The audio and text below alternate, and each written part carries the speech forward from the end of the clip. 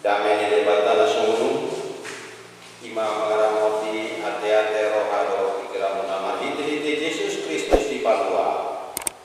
Amin. Atan debatari kita Ima siang amanah mulyata Tajaha marsori-sori siang salmen 20 siang membuka siang dasar tuaya sabus ada di bahasa Indonesia Mazmur 29 ayat pertama hingga ayat yang ke-11 dikatakan demikian. Mazmur Daud, kepada Tuhan hai penghuni surgawi, kepada Tuhan sajalah kemuliaan dan kekuatan.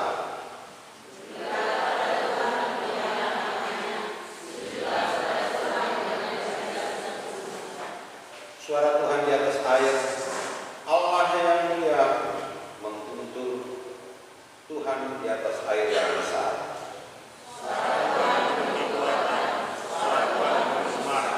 Suara Tuhan mematahkan pohon alas, bahkan Tuhan menumbangkan pohon alas Libanon.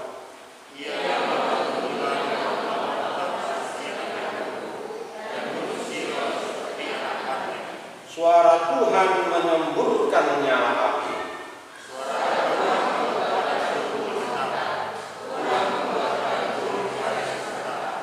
Suara Tuhan membuat beranak rusa betina yang mengandung bahkan hutan digundulinya, dan di dalam baitnya setiap orang berseru hormat.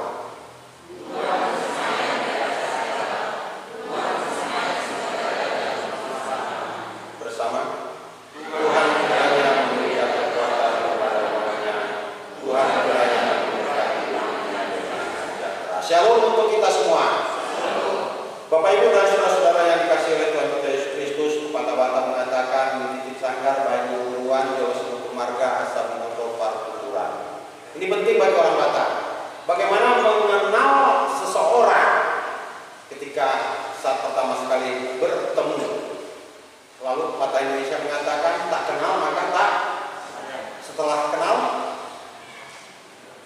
semakin sayanglah, semakin sayang. Nah, Bapak Ibu dan saudara-saudara yang dikasihi oleh Tuhan kita Yesus Kristus, demikian juga di minggu ini. Ya, minggu ini bernama Minggu Epifani. Minggu Epifani, minggu penampakan, penyataan Tuhan di tengah-tengah dunia ini. Ya, tak kenal Tuhan, ya maka Tuhan juga tak sayang. Kalau sudah kenal Tuhan, bagaimana pengenalan itu akan semakin terus bertambah-tambah, itu yang kita harapkan. Menjadi pertanyaan, benarkah kita sungguh-sungguh mengenal Tuhan yang telah menyatakan diri di tengah-tengah dunia ini? Apalagi saat sekarang ini ya, gampang sekali berkenalan. Lewat apa? FB, benar ya? Setelah kenal lewat FB, akan dilanjutkan. Kemudian apa? Terus beranjak cepat ke jenjang pernikahan. Setelah menikah bagaimana? Ketahuanlah aslinya. Ternyata nggak benar apa yang dia katakan lewat perkenalan dan percakapan selama ini. Lewat apa lagi selain FB? WA. Selain WA lagi? Ya banyak cara. Nah ini, untuk ini di minggu ini, Minggu Epifanias, yang berbicara tentang teofani, ya, tentang penyataan Tuhan di dalam dunia ini. Tuhan menampakkan dirinya dalam dua versi di dunia ini. Pertama, mau dikatakan penyataan umum. Yang kedua itu penyataan khusus. Penyataan umum ini boleh terjadi lewat peristiwa sejarah. Kalau dikatakan peristiwa sejarah yang pernah terjadi di tengah-tengah dunia ini. Bagaimana caranya Tuhan menampakkan diri? Misal kita boleh mengingat kembali cerita tentang pengalaman umat Israel ketika air bah terjadi. Ketika air bah terjadi, ini merupakan sejarah yang nyata dan pernah terjadi. Apa yang terjadi ketika itu? Seluruh umat manusia kemudian tenggelam habis hanyut kecuali siapa? Nuh dan keluarga dan binatang-binatang yang dipersiapkan yang masuk ke dalam perahu. Bapak Ibu dan saudara-saudara, kita juga mengetahui bagaimana Allah menyatakan diri. Ketika umat Israel keluar dari perbudakan di tanah Mesir, mereka harus melalui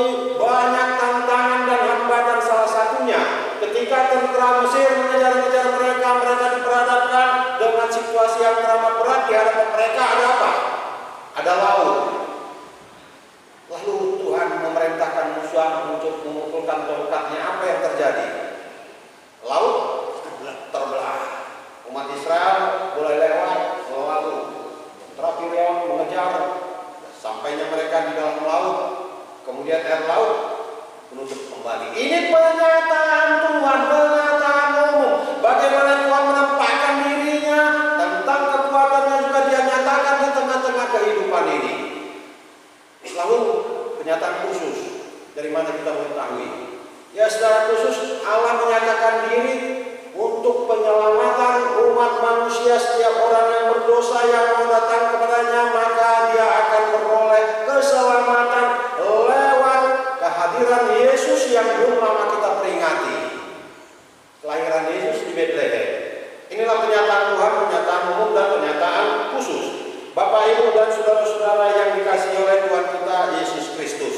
Nah, dalam bacaan kita ini, apa yang kita lihat tadi, bahwa di sini juga Tuhan mau menyatakan dirinya secara umum.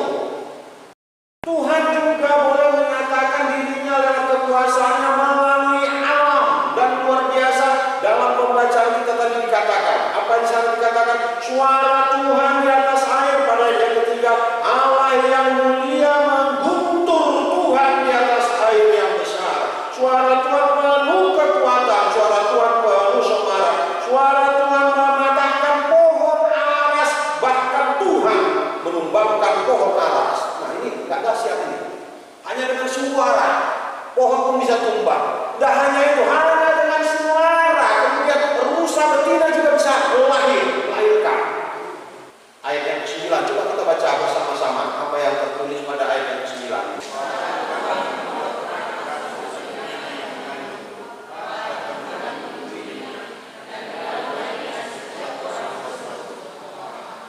Dahsyat nggak itu emang ini? Suara Tuhan juga dapat bermanfaat dalam kehidupan kita. Yang sakit ketika Tuhan bersuara kepada kita sembuh. Kira-kira sembuh nggak? Nah, apa yang dikatakan dalam tema kita? Muliakanlah Tuhan dalam kekudusannya, muliakanlah Tuhan dalam kemuliaannya. Itu saya katakan tadi di titik sangkar baik penguruan Jawa Sekutu Marga asal foto pertuturan. Bagaimana kita mengenal seseorang? Biasanya salam, sianipar, lalu dari sana kita galuh, nomor berapa, dinomorin lagi ya, nomor 14, saling mengatakan nomor sekian dan sebagainya. Nah, Tuhan Allah juga sebagaimana saya katakan, apakah kita benar-benar mengenal Tuhan? Kalau kita mengenal Tuhan, saya kira akan ada kekhawatiran dalam kehidupan ini. Kalau Tuhan itu memang kita kenal dan menyatu dalam kehidupan kita, maka kita akan terbebas dari seluruh persoalan-persoalan. Terbebas bukan berarti persoalan itu tidak ada. Seberapa berat pun persoalan yang datang, pasti kita dengan tenang mau mengatakan gampang.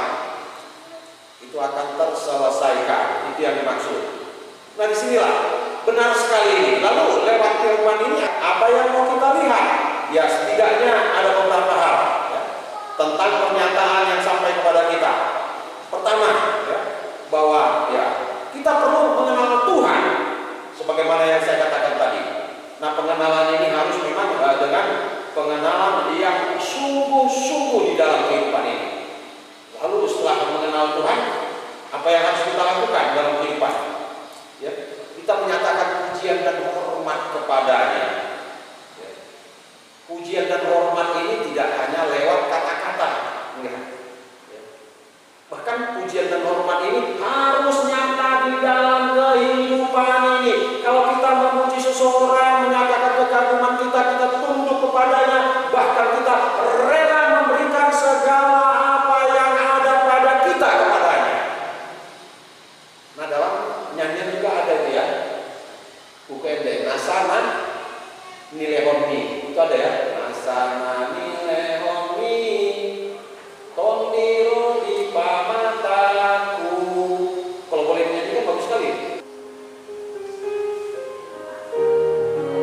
Sambil kita coba menghayati kata demi kata, apakah lewat sayur lagu ini kita juga benar-benar boleh menyatakan itu, mempraktekkan itu dalam kehidupan kita masing-masing.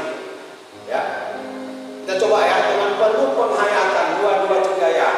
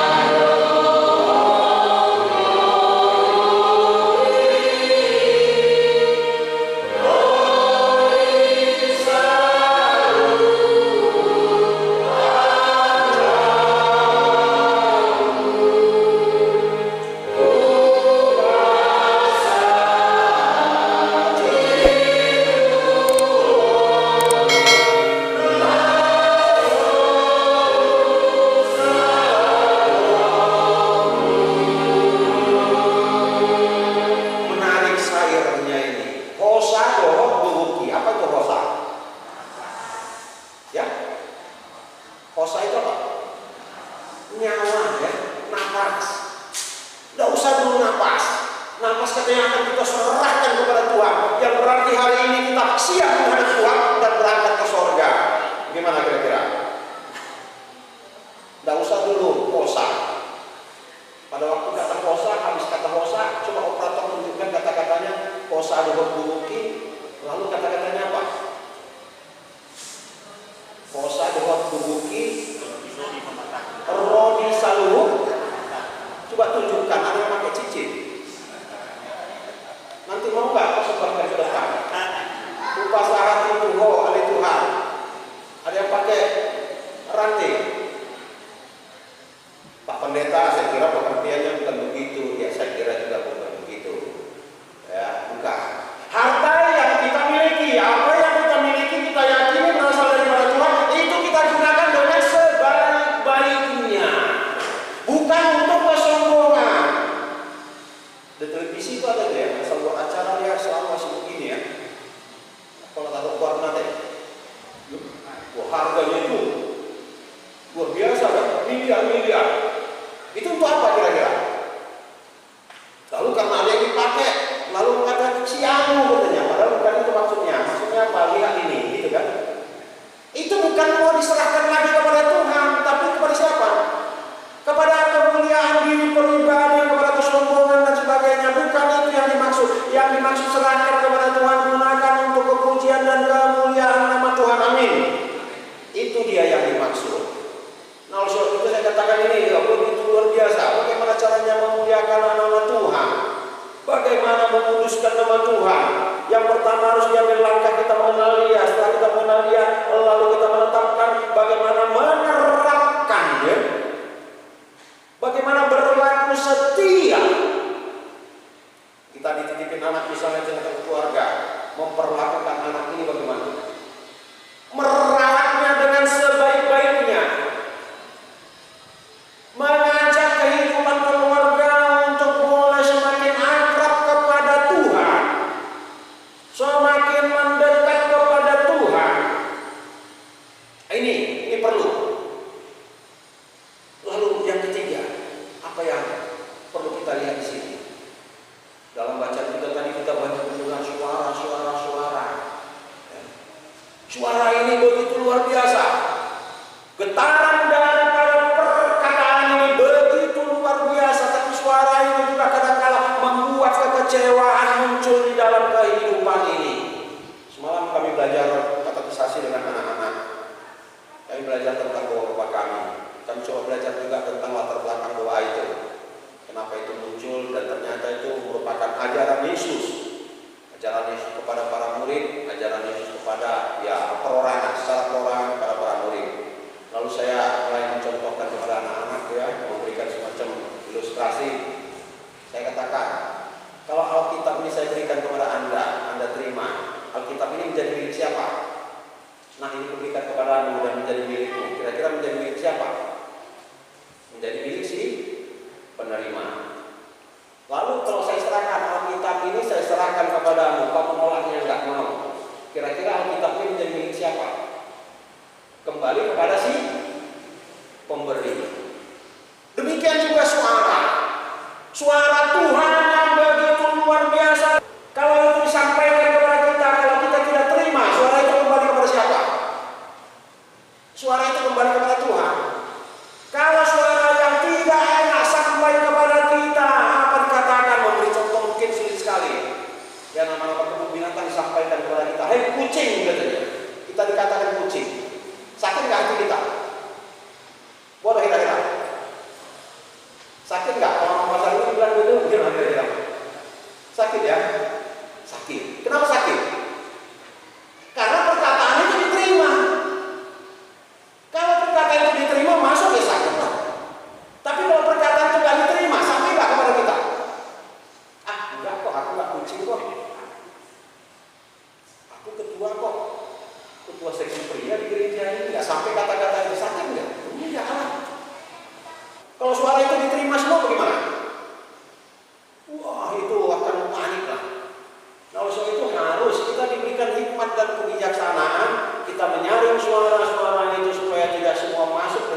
memang menjadi bagian daripada kehidupan kita.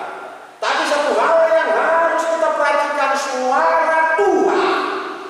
Itu yang dikatakan di sini.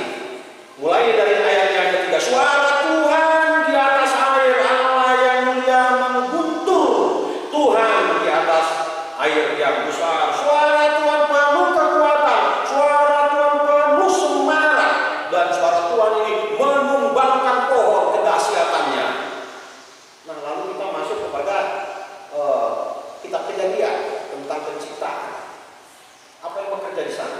Yang bekerja di sana suara. Suara itu yang mengatakan jadilah, maka jadilah. Jadilah ini, jadilah. Itu luar biasa suara. Suara itu sekarang apa?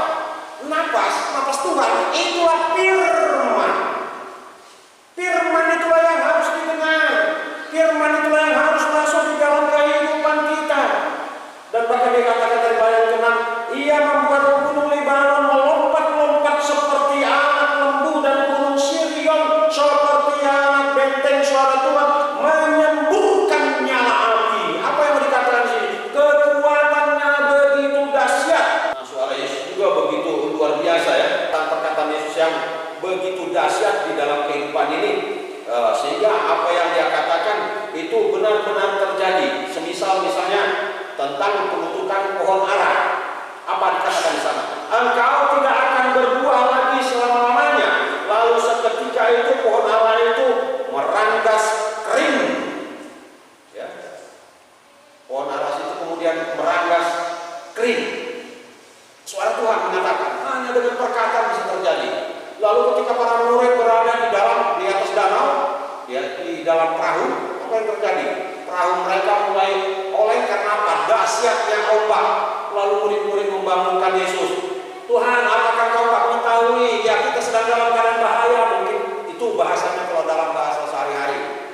Lalu apa yang dikatakan Yesus seperti mengharapi mereka, kamu yang tidak percaya. Hanya dengan satu dua kata Yesus mengatakan, tenanglah. Maka ombak itu pun menjadi tenang. Ini suara. Luar biasa. Nah, kalau suara Yesus kita tolak, dia nggak akan masuk. Kalau suara Yesus kita terima, maka dia akan bereaksi dalam kehidupan kita, dalam diri kita. Dia akan bekerja. Lalu kita bertanya, suara mana yang dominan masuk ke dalam diri kita? Suara yang ada di dunia ini atau suara Tuhan? Bapak, Ibu, dan saudara-saudara yang dikasihi oleh Tuhan kita Yesus Kristus. Tapi suara Tuhan juga menyatakan kutukan. Itu dia. Kalau Tuhan telah menghardik, mengutuk atau menghujat, itu akan terjadi dan tidak akan pernah berubah di dalam kehidupan ini. Nah, selain itu apalagi yang mau kita katakan? Lalu apa yang kita harapkan dalam kehidupan ini? Apalagi di situasi pandemi ini.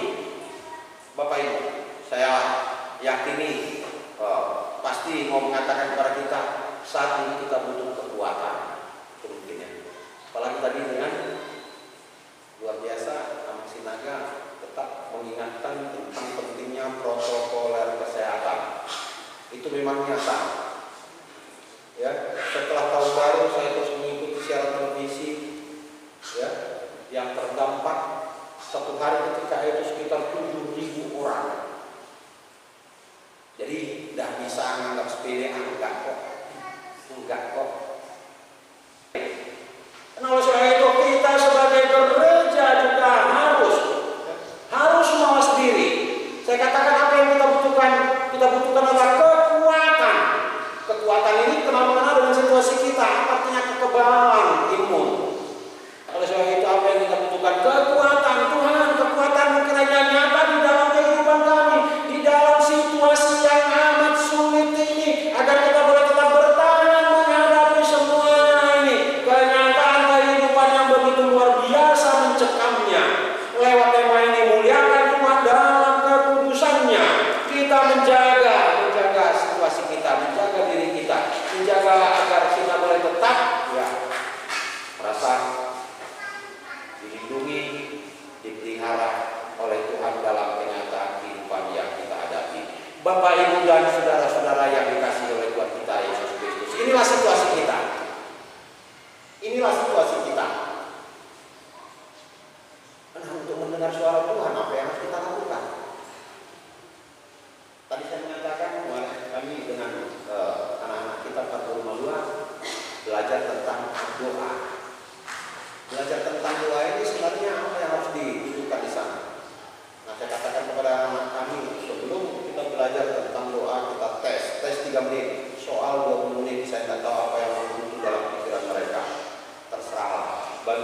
yang dibuka.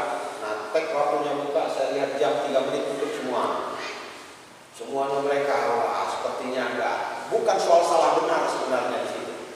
Saya ingin mengatakan, mengajak anak-anak kita bagaimana mereka fokus kepada firman, fokus kepada suara, fokus kepada doa. Kalau saya katakan buka lembaran yang telah dijawab, setelah dibuka, oke, siapa yang menjawab sampai nomor 5? Ada banyak, saya sampai nomor 8, bagus. Nomor 5, ya bagus. Siapa yang menjawab semua? Nggak ada. Sampai 19 nomor nggak ada. Lalu saya katakan, siapa yang membaca? Ya, membaca keseluruhan juga tidak. Oke, kalau begitu saya ajak coba baca pertanyaan nomor 1. Nah, pertanyaan nomor 1 apa dikatakan di sana kira-kira? Iya, baca dulu seluruhnya baru kerjakan. Baca dulu seluruhnya baru kerjakan. Lalu kita lompat baca yang nomor urut 19. Apa dikatakan di sana? Setelah membaca seluruhnya, ya, lalu kembalilah ke nomor 2. Hanya mengerjakan nomor 2, hanya itu. Kalau itu misalnya nggak sampai 3 menit, baru mereka katakan. Artinya apa? Bagaimana supaya fokus dalam membaca firman Tuhan juga kita harus fokus. Mendengar suara Tuhan juga harus fokus. Ini suara Tuhan atau suara? Selain suara Tuhan di dunia ini ada suara apa? Iblis. Mana yang lebih sering terdengar? Mana yang lebih enak didengar? Suara Tuhan atau suara iblis? Mana kira-kira?